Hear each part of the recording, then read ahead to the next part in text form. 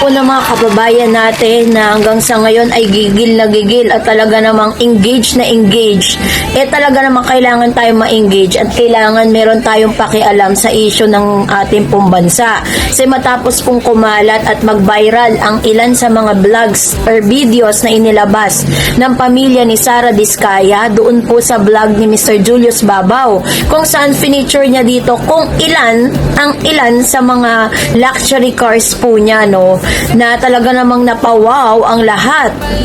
And ilang months pa po ang lumipas matapos pong lumabas ang issue patungkol sa flood control, patungkol dun sa mga talaga namang problema na kinaharap ng Pilipinas dahil kada ulan, kahit konting ulan lang, talagang lumulubog at bumabaha po ngayon ang ilan sa mga lugar sa Metro Manila at ilan lugar sa mga provincial areas na kung saan nag-kinall out na po ni BBM or ng Presidente ang patungkol dun sa flood control na budget, no, inallocate po nila dyan. Pero bakit po nagaganap pa rin ang mga bagay na to? So dahil dyan nagkaroon ng investigation, pinatawag si Ms. Sara Diskaya na umamin na meron siyam na kumpanya, no, at umamin din siya sa video po ni Mr. Julius Babaw na siya po ay parang gumanda yung kanilang buhay nung sila po ay pumasok na sa DPWH bilang mga contractors. At dito po ay nakapundar sila ng ilang mga luxury cars. Sa kanilang pag-iimbestiga ay lumabas din na itong si Ms. Sara Diskaya ay may siyam na kumpanya na nagbibid. Doon po pala sa ganito pong klase ng projects may tinatawag na bidding. So kung sino po yung may pinakabababang offer, syempre doon ibibigay at pipirmahan yung pinaka-kontrata para sila po talaga yung mabibigyan ng chance na gumawa po ng katulad po ng flood control project, no. At talagang sinasabi nga ng mga senators na biding-bidingan lang yung nagaganap kasi puro pagmamay-ari ni Ms. Sara Diskaya yung siyam na kumpanya. So kahit ano pong paikot, talagang siya pa rin talaga magwawagi in the end.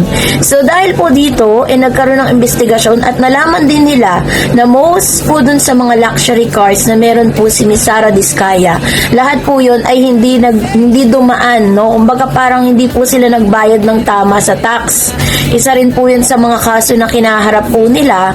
Kaya naman ang ginawa po ng gobyerno ng Pilipinas na pag-utusan po ang ilan sa mga officers at ilan sa mga government ahensya ng gobyerno na sumugod po doon po sa bahay mismo nitong si Ms. Sara Diskaya para po kumpiskahin ang ilan sa mga luxury cars nitong si Ms. Sara Diskaya o kanyang tilalang pamilya. Pero tila baga na sorpresa, no, yung mga mga otoridad sa pagpunta nila sa lugar na ito dahil wala na ang mga talaga naman nagmamahalan at talaga mga luxury cars nitong si Ms. Sara Diskaya.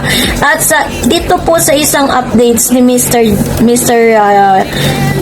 Oji Diaz Showbiz Updates, tinakil niya dito yung patungkol dito sa flood control. Kasi syempre kahit na po sa showbiz po yan nag-a-update, syempre kailangan may pakialam din po tayo patungkol sa mga nagaganap dito sa ating bayan. Kasi isa rin naman tayo sa mga nagbabayad ng tax, diba? At kailangan din may pakialam tayo sa mga nagaganap dito. So dahil dyan, meron po siyang isplok patungkol kung saan nga ba dinala nitong si Diskaya yung kanyang mga luxury car. Tapos ang tanong pa natin, paano nalaman nitong si Diskaya, Sara Diskaya, pamilya Diskaya, na sila po ay susuguri na ng mga otoridad para po kumpiskahin ang ilan sa mga luxury cars? Yun po kasi yung parang kahina-hinalay. Or pwede din ba na prior to that is meron na siyang parang notice na parang pupuntahan na siya ng authority para po kumpiskahin lahat ito? Pwede pong ganun. Kaya ang ginawa po niya is dinala niya po yan dito. Panoorin natin ang sinabi ni Mr. Oji Diaz Showbiz Updates. Ito, panoorin natin. Hindi lang naman talaga pinapatawad ng mga netizen, lalo na ng taong bayan, yung mga kurakot may kinalaman sa flood control projects kami. Ay, hindi ka sure, kuya. Kasi pinuha mo pa rin na election eh. Ay, hindi ka sure kung iboboto this 2028. Diba? Tingin mo, Nay, may natutunan bang leksyon ng mga Pilipino sa mga nangyayari ngayon? Sana naman. O, yun lang naman ang ating hiling. Sana naman may natutunan na ang taong bayan at ito ay kailangan nilang patunayan sa kanilang iboboto sa 2020. No? Katulad nung kay Curly Vizcaya ng Pasig. Yung mga nakakalaban ni Mayor Rico Soto sa Pasig. Oo. Na talaga namang makikita mo sa mga actions nila ni Sara habang nasasalita sa Blue Ribbon Committee. Yung hindi siya mapakali, yung malalaman mo through actions, yung through nuances at saka yung mga gestures. Kung nagsasabi talaga ng totoo, imagine mo yung lumabas ni Papo Julius Baba na meron siyang 28 luxury cars. Abay pinuntahan ng DOC, ng Bureau of Customs. O dalawa na lang na natira.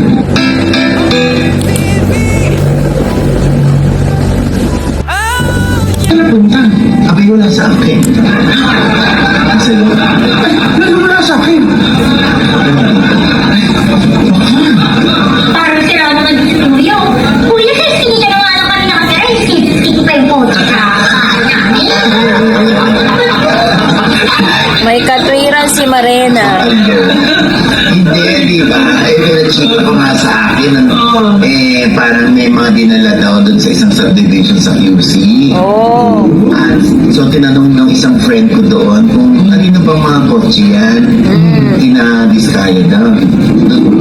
Yung mga kotse doon dinala muna, doon ipinaparada. Oo. Kaloka. Sa isang subdivision sa Commonwealth.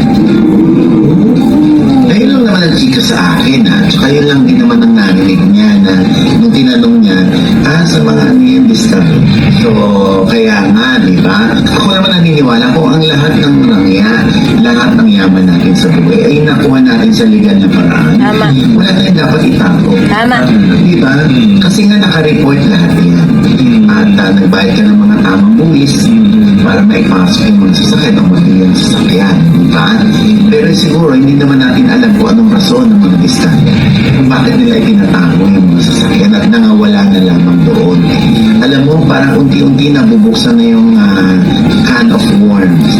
Yun. So, sinasabi po dito ni Mr. Oji Diaz na kaya daw nawala yung mga luxury cars, no, na parang kinukumpiska ngayon ng gobyerno dahil itinago nitong si Sara Vizcaya tsaka nung kanyang asawa sa isang subdivision kung saan doon nila pinark. Para nga naman pagpunta doon, wala silang aabutan.